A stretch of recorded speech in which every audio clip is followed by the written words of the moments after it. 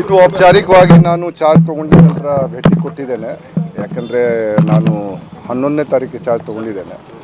ಆ ನಂತರ ರಾಜ್ಯದಲ್ಲಿ ಇರುವಂಥ ಈಗ ನಮಗೆ 54 ಕಾರಾಗೃಹಗಳು ಇವೆ.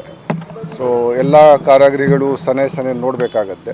ಆದರೆ ಮ್ಯಾಂಗ್ಳೂರು ಸ್ವಲ್ಪ ಸೂಕ್ಷ್ಮವಾಗಿ ಒಂದು ಕಾರಾಗೃಹ ಆಗಿರುತ್ತದೆ. ಅದಕ್ಕಾಗಿ ನಾವು ಇಲ್ಲಿ ಬಂದಿದ್ದೀವಿ. ಮತ್ತು ಈಗಾಗಲೇ ಇಲ್ಲಿ ನಮ್ಮ ಕಮಿಷನರ್ ಅವರು ಮತ್ತು ಈ ಲೋಕಲ್ ನಮ್ಮ ಜೈಲರ್ಗಳು ಅವರು 2-3 ಸರ್ತಿಯಲ್ಲಿ ರೇಡ್ ಎಲ್ಲ ಮಾಡಿದ್ದಾರೆ. ಕೆಲವು ಕೈದಿಗಳು ಯಾರು ಒಳಗಡೆ ಸ್ವಲ್ಪ ಗಲಾಟೆ ಅವರು ಮಾಡಿದ್ದಾರೆ, ಅವರಿಗೆ ನಾವು ಬೇರೆ ಜೈಲಿಗೆ ಕೆಲವು ಜನಕ್ಕೆ ಈಗಾಗಲೇ ಹಸ್ತಾಂತರನೇ ಅವರು ಮಾಡಿದ್ದೀವಿ. ಕೆಲವು ಜನ ಇನ್ನೂ ಯಾರು ಇದ್ದಾರೆ ಅವರಿಗೆ ಕೂಡ ನಾವು ಬೇರೆ ಜೈಲಿಗೆ ನಾವು ಕಳಿಸ್ತೀವಿ. ಯಾರು ತಮ್ಮ ದುಡ್ಡಿನ ಕೊರತೆ ಅಥವಾ ಬೇರೆ ಸಮಸ್ಯೆ ಸಲುವಾಗಿ ಜೈಲು ಒಳಗಡೆ ಇದ್ದಾರೆ ಅವರಿಗೆ ಜೈಲು ಹೊರಗಡೆ ಬರೋಕ್ಕೆ ನಾವು ಡಿಸ್ಟ್ರಿಕ್ಟ್ ಲೀಗಲ್ ಸರ್ವಿಸಸ್ ಅಥಾರಿಟಿ ಏನಿದೆ ಅವ್ರಿಗೆ ನಾವು ಸಂಪರ್ಕಿಸಿ ಹೊರಗಡೆ ಅವ್ರಿಗೆ ಮಾಡೋಕ್ಕೆ ನಾವು ಪ್ರಯತ್ನ ನಾವು ಅದು ಮಾಡ್ತೀವಿ. ಯಾರು ಒಳ್ಳೆ ನಡತೆಯಿಂದ ಇದ್ದಾರೆ ಅವ್ರಿಗೆ ನಾವು ಎಲ್ಲ ರೀತಿಯಿಂದ ಸಹಕಾರ ಕೊಡ್ತೀವಿ. ಯಾರು ಸರಿಯಾದ ನೀರಲ್ಲ ಅವ್ರ ಮೇಲೆ ಪ್ರಿಸನ್ ಆ್ಯಕ್ಟ್ ಪ್ರಕಾರ ಅಥವಾ ಬೇರೆ ಇದು ಕಾನೂನು ರೀತಿಯಾಗಿ ಏನು ಅವ್ರ ಮೇಲೆ ಕ್ರಮ ಜರುಗಿಸಬೇಕು ಅದು ನಾವು ತಗೊಂಡು ಈ ಜೈಲಲ್ಲಿ ಮೊನ್ನೆಷ್ಟೇ ಶಿವಕುಮಾರ್ ಕಮಿಷನರ್ ಅವರು ಗೈಡ್ ಮಾಡ್ತಾರೆ. ಆವಾಗ 4 ಆ್ಯಂಡ್ರಾಯ್ಡ್ ಫೋನ್ಗಳು ಮತ್ತು ಕೀಪ್ಯಾಡ್ ಫೋನ್ಗಳು ಸಿಗುತ್ತೆ. ಆ್ಯಂಡ್ರಾಯ್ಡ್ ಫೋನ್ಗಳು ಹೇಗೆ ಹೋಗ್ತವೆ ಅನ್ನೋದು ಕ್ವಶನ್. ಕೀಪ್ಯಾಡ್ ಫೋನ್ಗಳು ಹೋಗಬಾರ್ದು ಆದರೂ ಹೋಗ್ತಾ ಇದ್ದಾವೆ. ಅದು ಹೇಗೆ ಅಲ್ಲ, ನಾವು ನೋಡಬೇಕಾಗಿದೆ. ಈಗ ನಾನು ಇನ್ವೆಸ್ಟಿಗೇಷನ್ ಮಾಡೋಕ್ಕೆ ನಾನು ಈಗ ಸದ್ಯಕ್ಕೆ ಬಂದಿಲ್ಲ. ಈಗ ನಾವು ಪರಿಶೀಲನೆ ನಾವು ಮಾಡ್ತೀವಿ. ನಾವು ಅಧಿಕಾರಿಗಳ ಜೊತೆಗೆ 5 ಗಂಟೆಗೆ ಚರ್ಚೆ ನಾವು ಮಾಡ್ತೀವಿ. ಮತ್ತು ನಾವು ನೋಡೋಣ ಅದು ಯಾವ ರೀತಿ ಬರ್ತಾ ಇದೆ. KSISFನವರು ಪ್ರಿಸನ್ನವರು ಎಲ್ಲ ನಾವು ಸೇರಿ ಏನು ಆಗಿದೆ ಅದರ ಬಗ್ಗೆ ನಾವು ಚರ್ಚೆ ಮಾಡಿ ಮತ್ತು ಅದರ ಬಗ್ಗೆ ಕ್ರಮ ನಾವು ಜರುಗಿಸ್ತೀವಿ.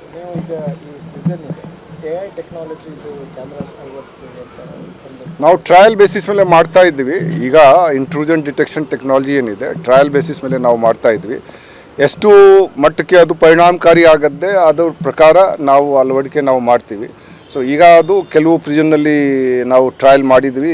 ಪರಪ್ಪನಗರದಲ್ಲಿ ಟ್ರಯಲ್ ಆಗಿದೆ, ಮೈಸೂರಲ್ಲಿ ಟ್ರಯಲ್ ಆಗಿದೆ. ನಾವು ಬೇಕಾದರೆ ನಾವು ಮ್ಯಾಂಗ್ಳೂರು ಕಡೆ ಕೂಡ ನಾವು ನೋಡ್ತೀವಿ. ಅಲ್ಲಿ ಕೂಡ ನಾವು ಕಳಿಸ್ಬಿಟ್ಟು ಇಲ್ಲಿ ಟ್ರಯಲ್ ನಾವು ಮಾಡಿಸ್ತೀವಿ. ಬೆಳಗಾವಿಯಲ್ಲಿ ಮಾಡಿಸ್ತೀವಿ, ಕಲಬುರಗಿ, ಬಳ್ಳಾರಿ.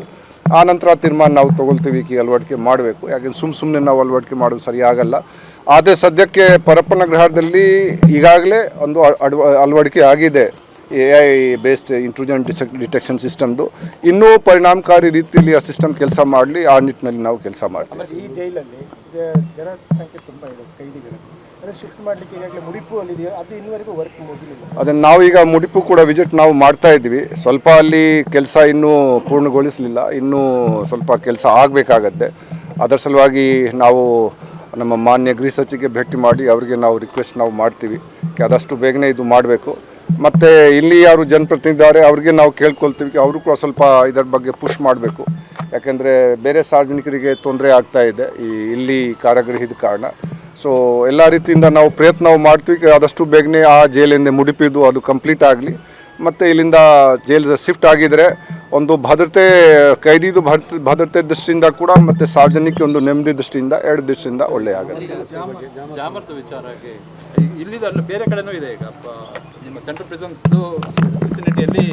ಜಾಮರ್ದು ಸಮಸ್ಯೆ 15 ವರ್ಷದಿಂದ ನಾನು ಕೇಳಿಕೊಂಡು ನಾನು ಬರ್ತಾನಿದ್ದೀನಿ.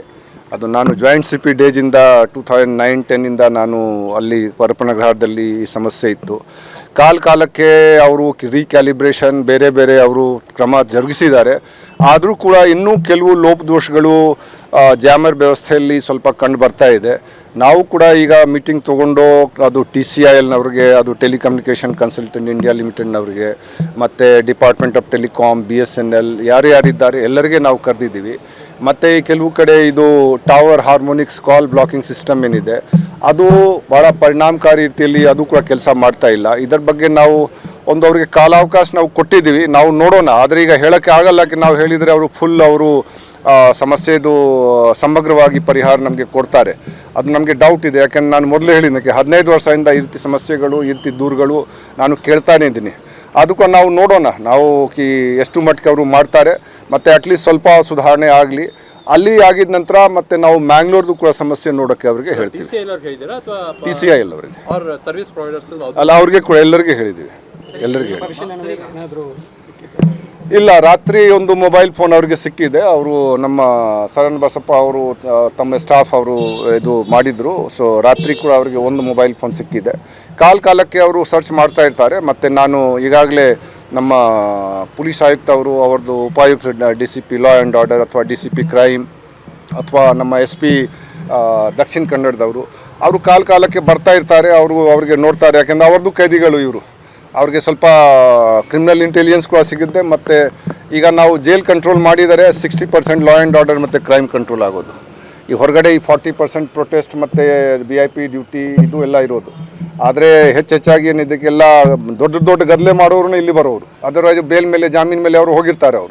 ಇಲ್ಲಿ ಬರೋರು ಅವರು ಅದರ ಹಾಕಿ ಭಾಳ ನಾನ್ ವೆಲ್ಯೂಬಲ್ ಸೀರಿಯಸ್ ಆಫೆನ್ಸಸ್ ಇದ್ದಾರೆ.